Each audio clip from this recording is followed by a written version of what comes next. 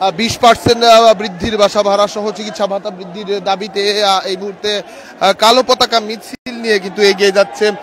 সচিবালয় অভিমুখে সড়কে। এবং সেখানে আমরা লক্ষ্য করেছি শিক্ষকরা যারা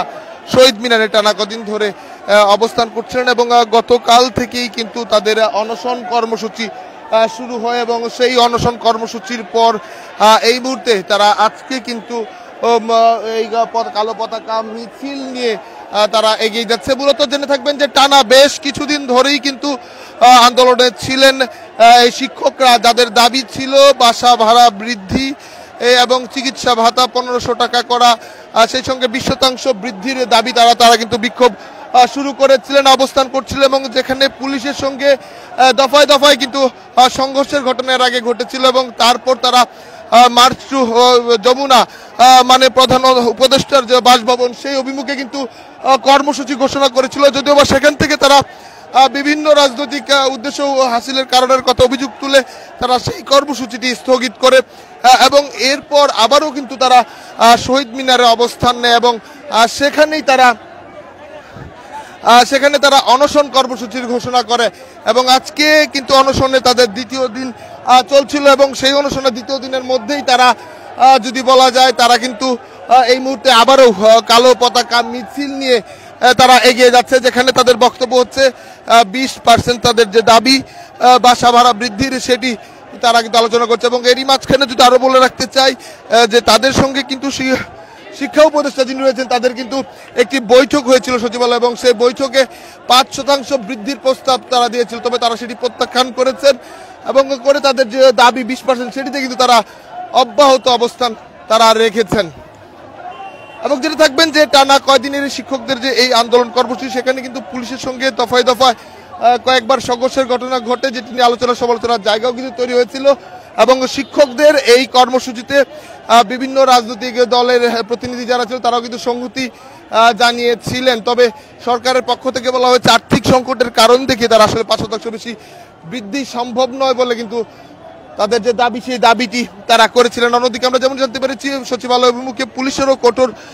অবস্থান রয়েছে, এমনটি কিন্তু আমরা আসলে জানতে পেরেছি। এবং এই মুহূর্তে ঠিক যদি বলা যায় যে এই শিক্ষকদের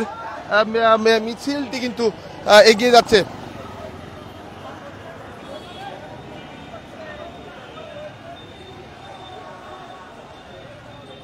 দর্শক আপনারা সরাসরি দেখছেন দেশমত লাইভ, সেখানে দেখানোর চেষ্টা করছি শিক্ষকদের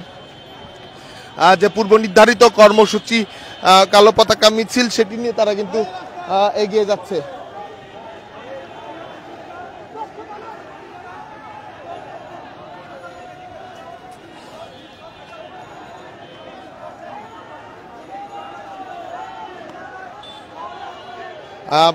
বেশ টানা কদিন ধরেই কিন্তু শিক্ষকদের যে কর্মসূচি চলছিল সেই কর্মসূচির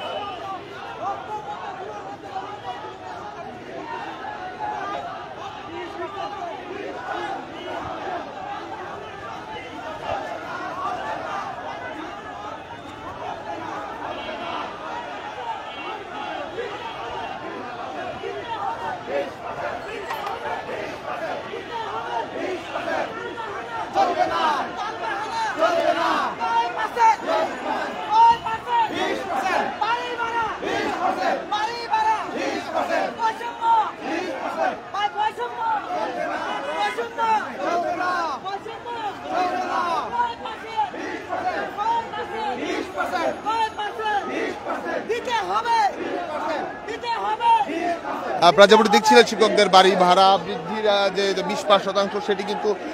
তারা দাবি করছে এবং তাদের যে পূর্ব নির্ধারিত যে টানা কর্মসূচি চলছিল সেই কর্মসূচির অংশ হিসেবে প্রথমে তারা মার্চ টু যমুনা ঘোষণা করলো, পরবর্তীতে তারা সেখান থেকে পিছিয়ে এসে তারা কিন্তু আসলে যদি বলা যায় যে অনশনের ঘোষণা কিন্তু তারা দিয়েছিলেন এবং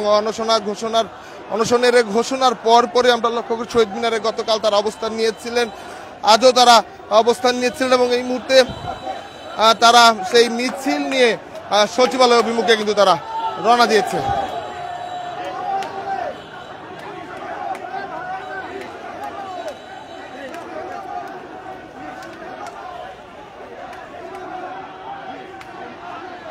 দর্শক এই ছিল